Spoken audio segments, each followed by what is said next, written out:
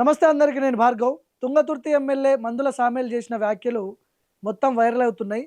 కోమటిరెడ్డి వెంకటరెడ్డి రాజగోపాల్ రెడ్డిని టార్గెట్ చేస్తూ మాట్లాడిన మాటలుగా మనందరికీ కనిపిస్తున్నాయి. మరి మందుల సామేల్ తనంతటిగా తాను స్వయంగా మాట్లాడిన మాటలావా అంటే కాదు. 100% ముఖ్యమంత్రి రేవంత్ రెడ్డే ఆయన వెనకుండి సామేల్ నువ్వు కానీ నేనున్నా నేను వెనకాల నువ్వు కానీ నేను చూసుకుంటా అని చెప్పి అక్కడ ఎగవేసినట్టు కనిపిస్తూ ఉంది మనకి. ఎందుకు మంత్రి పదవి అడుగుతున్నటువంటి రాజగోపాల్ రెడ్డిని ఎట్లా బ్లాక్ చేయాలి? దళిత ఎమ్మెల్యేల చేత బ్లాక్ చేపియాలి.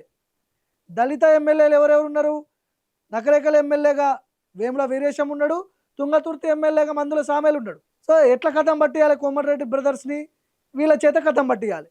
అందుకనే ఈ వ్యాఖ్యలు చేపించింది రేవంత్ రెడ్డి అని చెప్పి సోషల్ మీడియాలో పెద్ద ఎత్తున చర్చ జరుగుతుంది. ఏమన్నాడో ఒకసారి వినిపిస్తా మీకు. నేను ముఖ్యమంత్రి రెండు మంత్రి పదవులు మీకు ఉన్నాయి. ఒకటి లంబడోళ్ళకి ఇవ్వాలి, ఒకటి యాదవులకి ఇవ్వాలి.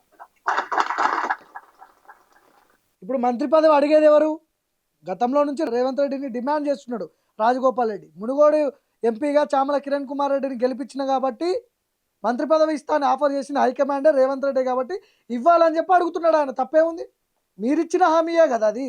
ఆయనంతటా ఆయన నాకు మంత్రి పదవి కావాలని అడగలేదు. చామల కిరణ్ కుమార్ రెడ్డిని గెలిపించుకోండి, నీకు మంత్రి పదవి ఇస్తాను ఆఫర్ చేసింది మీరే.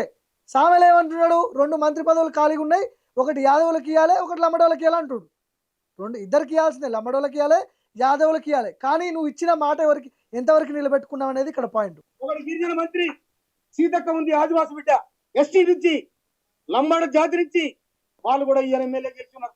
ఖర్గే గారికి నేను అప్పీల్ చేస్తా ఉన్నా. నేను ఇవాళ నన్ను ఈ నియోజకవర్గానికి నాకు చెప్పకుండా నా ప్రోటోకాల్ను నా హక్కులను హరించినందుకు నేను ఖర్గేకు రాహుల్ గాంధీ కూడా కంప్లైంట్ చేస్తాను. రాజగోపాల్ రెడ్డి మీద కంప్లైంట్ చేస్తాడంట. నేను మీ కాళ్ళ చేతులలో కాలు పట్టుకొని నిలబట్టుకొచ్చాను కాదు. నేను కష్టజీవిని, తెలంగాణ పోరాట యోధుని. నేను తిండి లేక తిప్పలేక తెలంగాణ సోనియా గాంధీ ఇచ్చింది కాబట్టే ఇలా హీరోలమైన, లేకపోతే అంత జీరోలే. అందుకోసమైన సోనియా గాంధీ ఎందుకోసం వచ్చింది? మా మీద పెత్తలు చేయాలని నీకు ఇయలే. మీ అంతా మీరు బతుకుని మీ రాజ్యం మీరు చేసుకోండి. ఆడ ఎస్సీలు ఉంటే వానికి ఎవరికి అవకాశం వాడు చేసుకోమని చెప్పి. కానీ ఇవాళ మా మీద మీ పెత్తలు ఏంటి?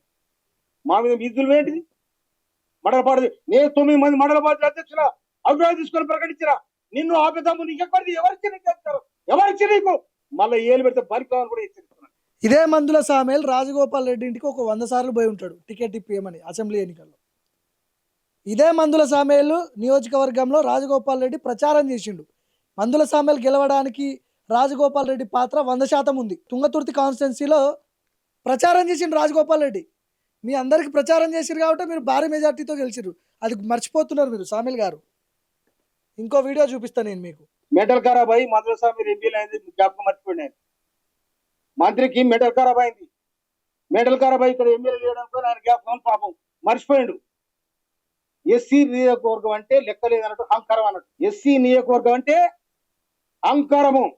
మీ అహంకార పూరితమైన రాజకీయాన్ని సాగు దెబ్బ కొడతామని కూడా హెచ్చరిస్తాను నేను. మా దప్పులు మోగుతాయి, మా దండోరాలు వేస్తాయి, మా జోలికి వస్తే మీ డప్పులు మోగుతాయి, మీ దండోరాలు మోగుతాయి. ఓకే, కరెక్టే, మీరు అన్నది బాగానే ఉంది. ఇప్పుడు ఎస్సీ నియోజకవర్గం చాలా చాలా నియోజకవర్గాలు ఉన్నాయి. ఆ ఎస్సీ నియోజకవర్గాలు ఇక్కడ ఎస్సీ నియోజకవర్గం అని ఎందుకు మెన్షన్ చేయాల్సి వస్తుంది అంటే మీరు దళిత ఎమ్మెల్యే కాబట్టి మెన్షన్ చేయాల్సి వస్తుంది, అంతే కదా. సో ఇప్పుడు గతంలో అద్దంకి దయాకర్ పరిస్థితి గుర్తుందా సామేల్ గారు మీకు? అద్దంకి దయాకర్ పరిస్థితి ఏమైంది? కోమటిరెడ్డి బ్రదర్స్ని అప్పుడు కొన్ని వ్యాఖ్యలు చేసిండు కదా. ఆయనకి ఎంత ఇబ్బందికరమైన వాతావరణం వచ్చింది. కాంగ్రెస్ ప్రభుత్వం వచ్చినా కూడా రేవంత్ రెడ్డికి అత్యంత సన్నిహితుడిగా ఉన్నటువంటి అద్దంకి దయాకర్కి అట్లాంటి పరిస్థితి వస్తే మరి మీరు కోమటిరెడ్డి వెంకటరెడ్డిని పట్టుకొని మెంటల్ ఖరాబ్ అయిందని చెప్పి మాట్లాడారు. మెంటల్ ఖరాబ్ అయింది మంత్రికి అంటారు. మరి డైరెక్ట్ పేరు పెట్టంటే ఏమైంది? కోమటిరెడ్డి వెంకటరెడ్డికి మెంటల్ ఖరాబ్ అయిందని ఎందుకు అనలేకపోతున్నారు? మంత్రి అని ఎందుకు మెన్షన్ చేసిరు?